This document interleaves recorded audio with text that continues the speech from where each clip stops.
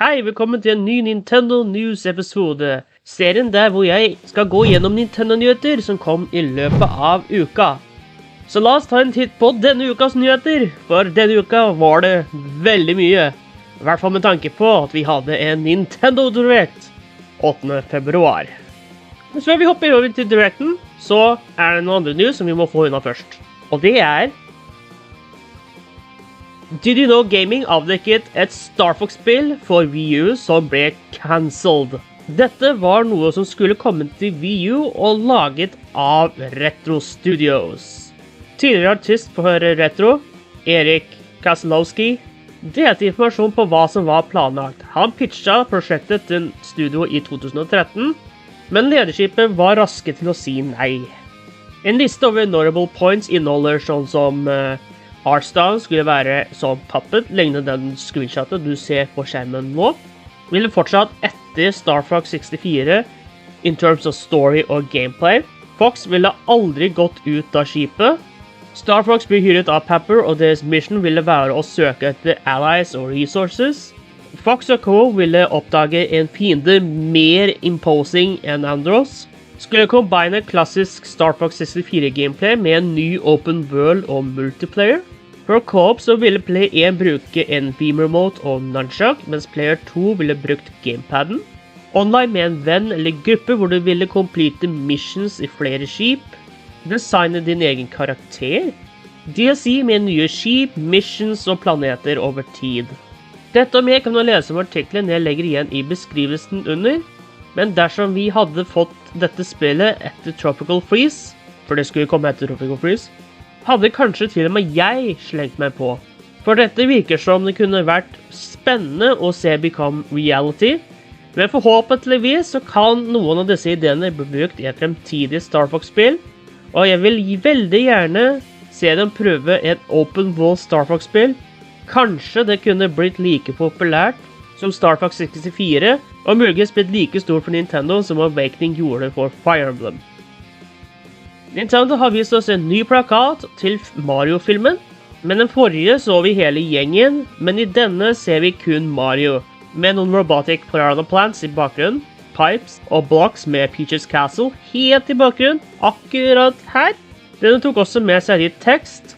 Training complete, bring the adventure. Så sier at dette er lagd for å være rett etter Marios trening, til å bli den vi alle kjenner til. Det er også en bonsai-bil, akkurat her. Ganske stilig poster, ikke så stilig som den forrige vi så, men still pretty awesome.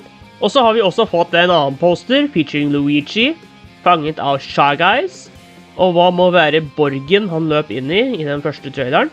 Det er forresten en snippet her også. Noen Shy Guys flyr like ved i en luftballon.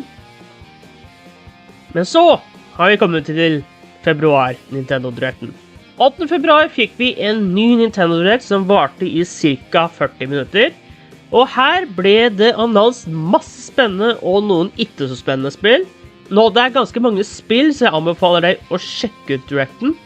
Men her er noen highlights fra det jeg likte best. Vi starter Directen med en ny Pikmin 4-trailer, som utseendemessig ser ganske koselig ut. Det viste oss noen nye Pikmin som er i spillet, som Ice Pikmin, som da kan fryse vann og fiender. En ny dog-like creature ble også vist, og den er ganske godsinn, og den kan brukes til å holde kapteinen over vann.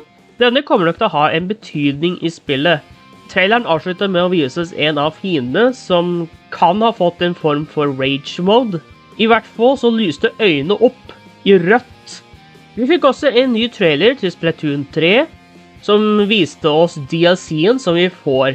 Og den kommer i 2 waves. Wave 1 tar oss tilbake til Inkopolis, aka det stedet som var hubben i Splatoon 1 på Wii U, som er bare nostalgic. Og her kan vi igjen se Squid Sisters når det er Splatfest. Og jeg må bare si at det er fantastisk at vi er tilbake her. Men Wave 2 tisa hva ser ut til å være Splatoon 2's hub, men i snø, eller uten farger. Denne waven blir kalt Side Order, og traileren viste oss en Octoling som kan være Agent 8 fra Octo Expansion, med mindre det er en ny agent. Pre-order på DLC-en skal være oppe nå, Metroid Prime Remaster er også revealed, og det skal bli spennende å prøve det originale Metroid Prime før 4 kommer. Ville selvfølgelig vært fint å se Prime 2 og 3 også, men de er jo på Wii U-shoppen. Metroid Prime Remaster er ute digitally akkurat nå, men en physical release kommer litt senere. Det er også et nytt Samba de Amigo-spill, og det er flott å se Sega endelig gjøre noe med denne serien. Skal uten tvil prøve det når det kommer, siden dette er en serie jeg alltid har hatt lyst til å prøve. Tears of the Kingdom avsluttet directen, og her er det masse nytt, som nye enemies, en stemme i traileren som er nødt til å være Gandalf som snakker, og hvis dette er stemmen hans, så liker jeg den veldig godt. Bloodmon fra Breath of the Wild er selvfølgelig tilbake, og vet du hva? Jeg skal la traileren spilles av før jeg går videre til neste.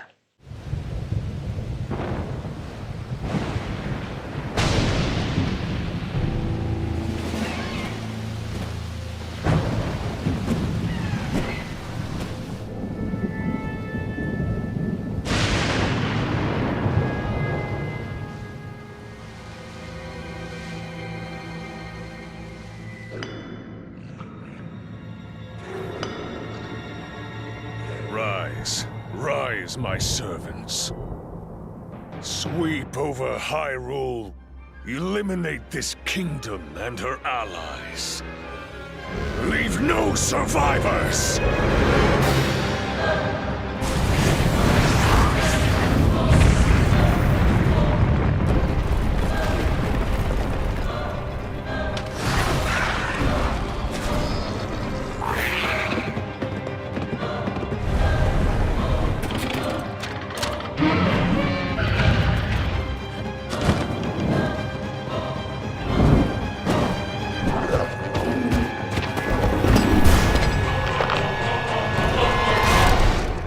Link, I am not sure you'll be able to stop him.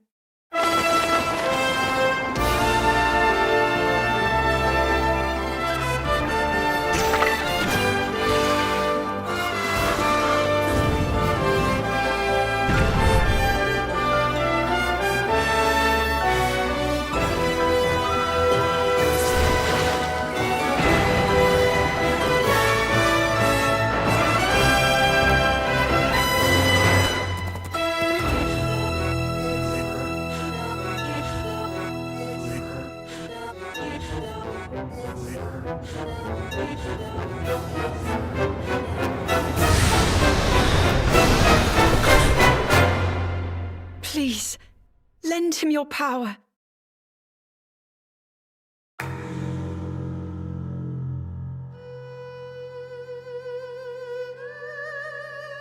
Stilig, right?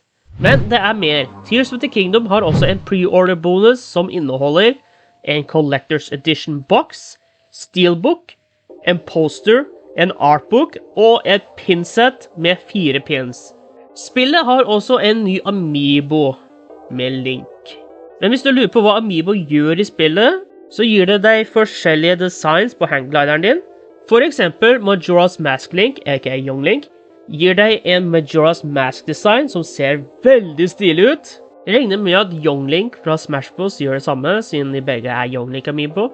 Men jeg er veldig spent på Wolf Links design. Kanskje den inneholder Wolf Link og eller Midna på et vis? Jeg har med vilje save disse 2 tingene her til slutt. Og det ene er Wave 4 av Mario Kart 8 Deluxe DLC er teasa. Nå, den viste oss bare en ny track, nemlig Yoshi's Island, som jeg også predikta i min prediction-video. Men det er mer.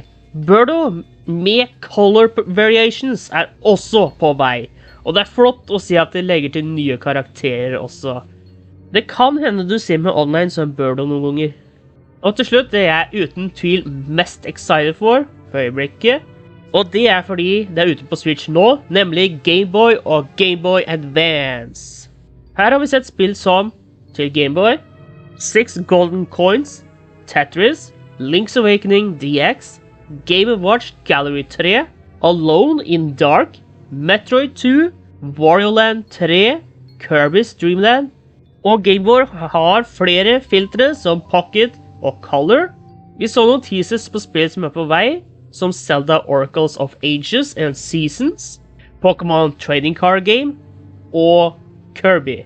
Forhåpentligvis så får vi også andre Pokémon-spill fra Gameboy og Game Boy Color også, som Red, Yellow, Crystal og så videre.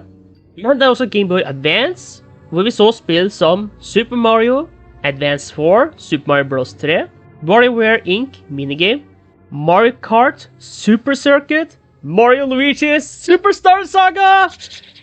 Yes! Og Zelda Minish Cap. Spill som kommer er Metroid Fusion, Kirby and the Amazing Mirror, Fire Emblem, F-Zero og Golden Sun! Wow! Jeg trodde aldri vi kom til å se den serien der igjen. Det er selvfølgelig mer som ble vist som det nye Disney Illusion Island, som ser bra ut, og en release date på Advance Wars, 1+2 og mer. Men denne videoen er lang nok som det er, så ta en tid på Directen for å se alt som ble vist. Finner du nye at du skal komme med i neste ukes episode, link dem til meg via Facebook eller Twitter-sida for Mine Norway. En link below. Og med det var Nintendo News over for denne uka. Vi ses igjen neste uke med mer spennende Nintendo-relaterte nyheter.